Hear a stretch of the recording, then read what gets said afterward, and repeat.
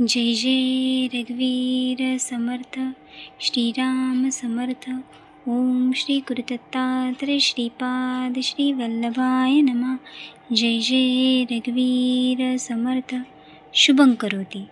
शुभं करोती केव्हा, कसे व कशासाठी म्हणावे? घरातल्या लहान बालकाने किंवा मोठ्या थोराने रोज सायंकाळी देवासमोर तुपाचा दिवा लावावा व नंतर हात जोडून शुद्ध अंतकरणाने शुभं करोती म्हणावे. असे केल्यास घरात सुख शांती येते व ऐश्वर्य नांदते.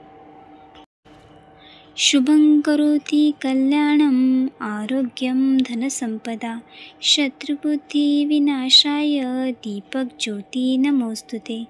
दिव्या दिव्या दीपोत्कार कानी कुंडल मोतीहार दिव्याला पाहून नमस्कार देहांतील अज्ञान नाहीसे हो. ज्ञान वैराग्य सामर्थ्य व अखंड श्रीसेवा दास्य भक्ती प्राप्त हो. घरातील सर्व माणसांना उदंड आयुष्य लाभो.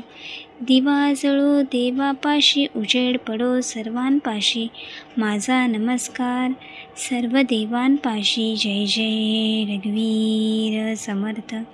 ओम श्री गुरुदत्तात्रय श्रीपाद श्री वल्लभाय नमः.